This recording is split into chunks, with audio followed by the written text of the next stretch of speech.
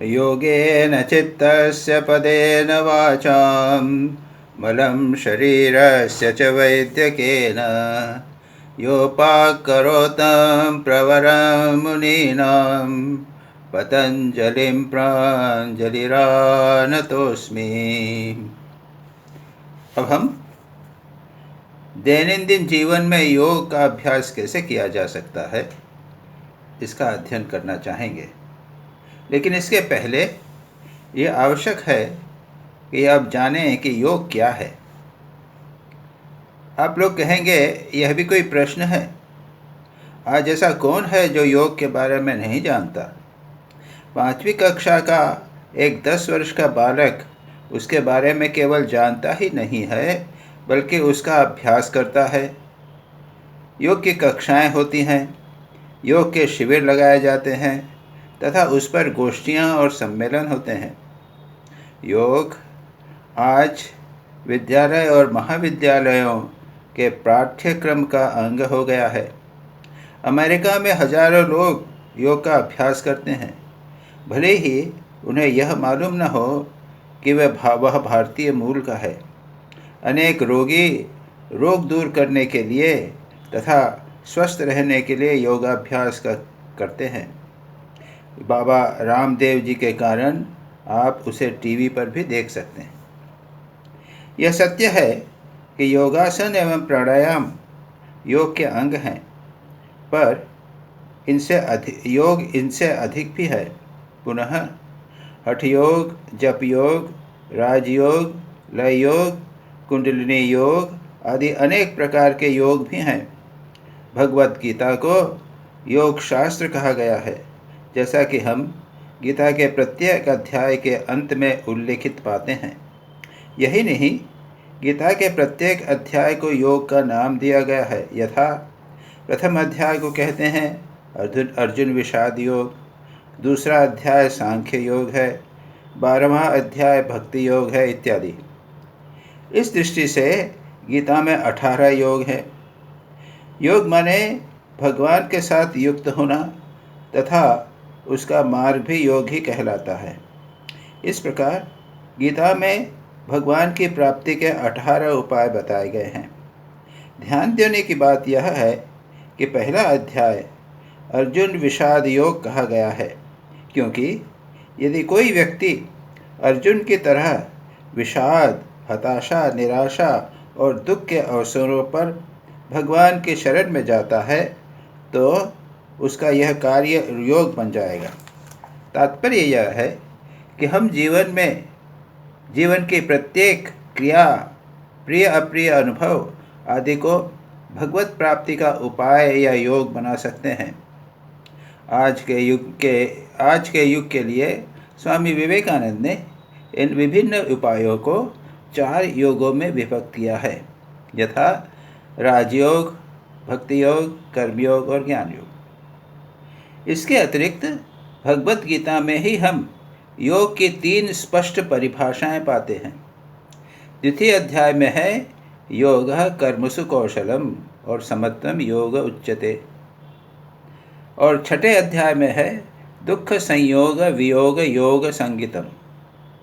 6ठे अध्याय की इस परिभाषा को उसके पहले के 3 श्लोकों में विस्तार से बताया गया है। दुख के संयोग से बचना, ऐसी नकारात्मक परिभाषा योग शास्त्र के व्याख्याकार भोज ने भी दी है। वे योग को अनात्मा से आत्मा को अलग करना कहते हैं। आइए अब हम पतंजलि और उनके द्वारा कही गई योग की परिभाषा पर विचार करें। अपने प्रसिद्ध योग सूत्रों में प्रारंभ में ही पतंजलि कहते हैं योगः चित्तवृत्ति निरोधः। चित्त की वृत्तियों का निरोध योग कहलाता है। भाष्यकार व्यास के अनुसार योग समाधि को कहते हैं। योगः समाधि ही। इस समाधि को प्राप्त करने के जो 8 उपाय हैं वे भी योग कहलाते हैं, अतः अष्टांग योग कहा गया है। प्रथम 5 बहिरंग और अंतिम 3 यानी धारणा, ध्यान, समाधि अंतरंग योग कहलाते हैं। योग का मुख्य अर्थ या सार क्या है? एकाग्रता। सभी एकाग्रता से परिचित हैं। यही नहीं, हम सभी किसी न किसी मात्रा में अपने मन को नियंत्रित करने का तथा एकाग्रता का प्रयास न्यूनाधिक मात्रा में करते ही रहते हैं। एक विद्यार्थी को पढ़ाई के लिए मन को एकाग्र करना पड़ता है। क्रिकेट के खिलाड़ी को भी बैटिंग या बॉलिंग के लिए एकाग्रता की आवश्यकता है। यही नहीं, किसी रोचक उपन्यास को पढ़ने में अथवा सुंदर संगीत गाने या सुनने में भी हमारा मन एकाग्र ही हो जाता है। यदि एक चंचल बालक को टीवी के कार्टून नेटवर्क के सामने बिठाया जाए तो वह एकाग्र हो जाता है। एक टाइपिस्ट टाइप करते समय, एक शल्य चिकित्सक ऑपरेशन करते समय पूरी तरह एकाग्र हो जाते हैं। इस प्रकार की विभिन्न परिस्थितियों में उस समय के लिए मन एक विषय विशेष में एकाग्र होता है और अन्य बातें उस समय के लिए मन से हटा दी जाती हैं। इस प्रकार की सभी प्रकार की चित्त वृत्तियों के निरोध और एकाग्रता को इन सभी प्रकार की चित्त वृत्तियों के निरोध और एकाग्रता को पैसिव कंसंट्रेशन या निष्क्रिय एकाग्रता कहा जा सकता है, क्योंकि इन सभी को किसी इंद्रिय विषय की सहायता से किया जाता है।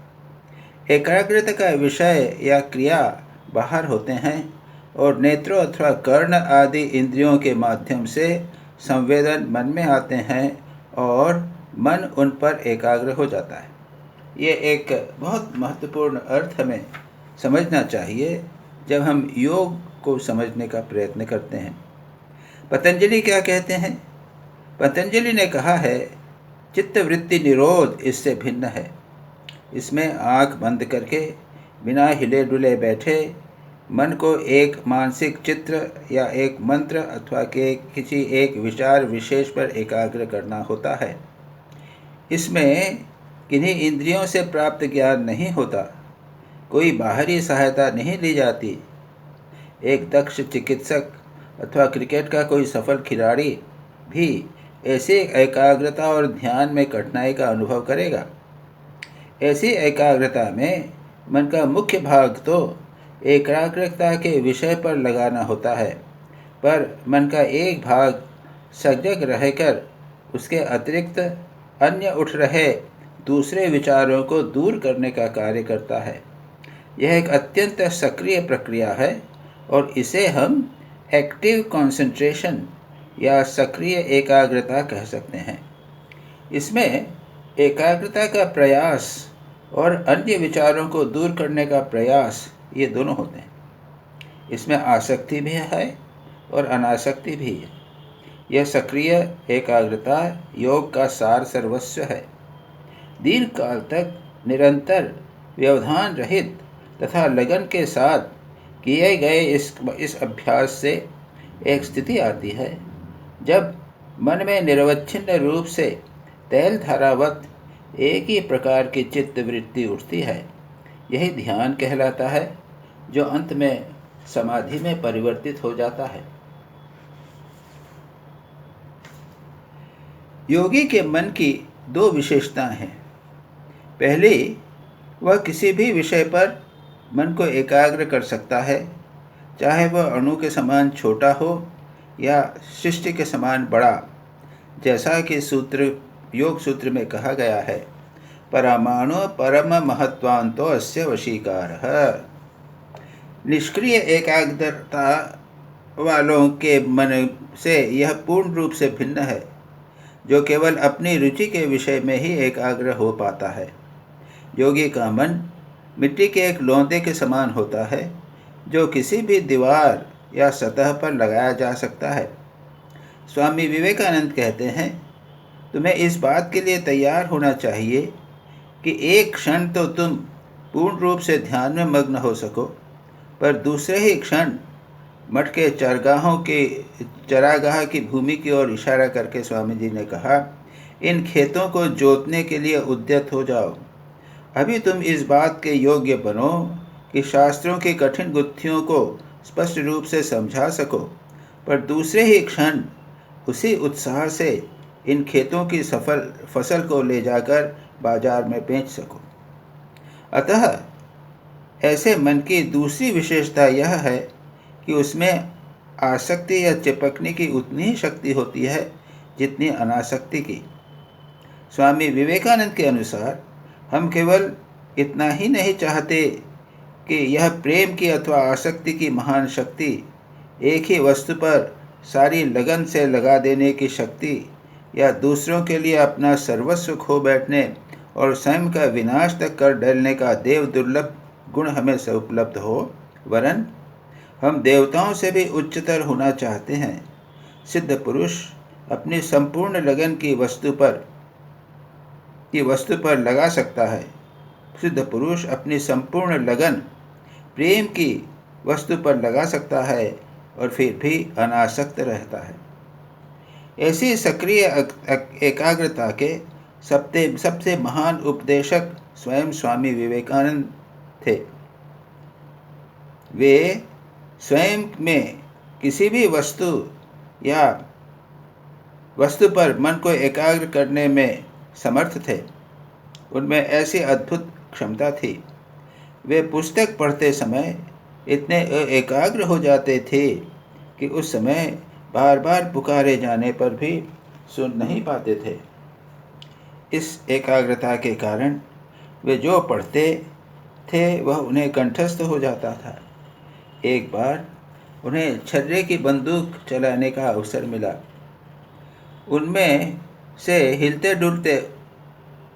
उसमें वे हिलते डुलते लक्ष्य पर एक साथ 12 निशाने ठीक लगा सके थे। फिर ध्यान में वे इतने एकाग्र हो जाते थे कि सारा शरीर मच्छरों के से छा जाए तो भी उन्हें पता नहीं चलता था। स्वयं योग सूत्र के रचयिता पतंजलि भी एक ही साथ एक योगी, वैद्यराज और संस्कृत व्याकरण वेदता थे, जैसा कि उनके प्रणाम मंत्र में है, जिसका हमने अभी प्रारंभ में उच्चारण किया था। क्या था?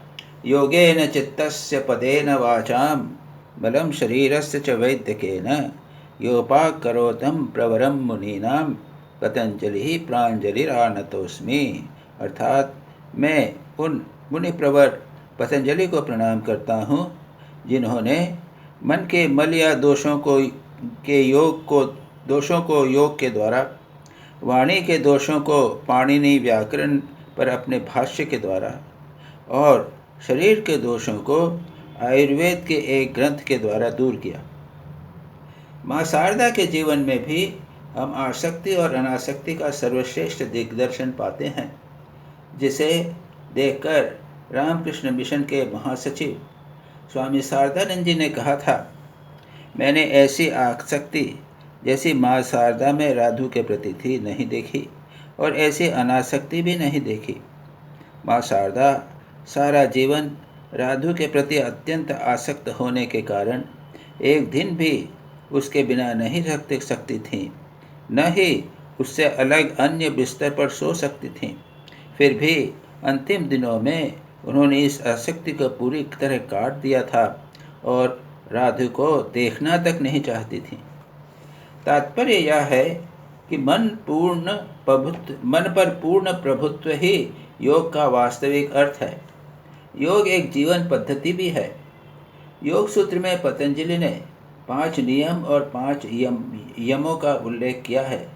दुर्भाग्य है कि लोग योगाभ्यास अर्थात आसन और प्राणायाम का तो अभ्यास करते हैं, पर उसके पहले इन 10 गुणों को अनदेखी कर देते हैं। सामान्यतः उनकी चर्चा ही नहीं होती। अगर कोई यम नियमों का अभ्यास किए बिना ध्यान करने का प्रयत्न करे तो वह सफल नहीं हो सकता। यही नहीं, अपवित्र मन को जबरदस्ती एकाग्र करने का यदि प्रयत्न किया जाए तो मन बिगड़ भी सकता है। यदि कोई सफल भी हो जाए तो उसकी बुराइयों, काम, क्रोध, लोभादि को भी अधिक बल मिलेगा। इसीलिए जब कोई भक्त पूज्य स्वामी यतीश्वरानंद जी से शिकायत करते हुए कहते थे कि वे ध्यान नहीं कर पाते हैं तो वे उत्तर देते थे कि अच्छा ही है कि ध्यान नहीं हो पाता, अपवित्र मन से ध्यान न करना ही अच्छा है। पतंजलि ने तप, स्वाध्याय, ईश्वर प्रणिधान को क्रिया योग कहा है। अर्थात इसका अर्थ है कि योग के को प्रारंभ करने के पूर्व इन तीनों का अभ्यास नितांत आवश्यक है। तप से हमारा शरीर सधता है, स्वाध्याय से मन और ईश्वर प्रणिधान से संयमित भावनाएं स्वाध्याय से मन और ईश्वर प्रणिधान से भावनाएं संयमित और शुद्ध होती हैं। ये तीन प्रत्येक व्यक्ति के जीवन को स्वस्थ रखने के लिए आवश्यक हैं। अहिंसा, सत्य, अस्तेय, ब्रह्मचर्य और परिग्रह तो सार्वभौम सद्गुण हैं। आज के युग के लिए इनकी आवश्यकता अत्यधिक है। इनके न्यूनाधिक मात्रा में अभ्यास किए बिना कोई भी व्यक्ति और समाज कभी स्वस्थ नहीं माना जा सकता।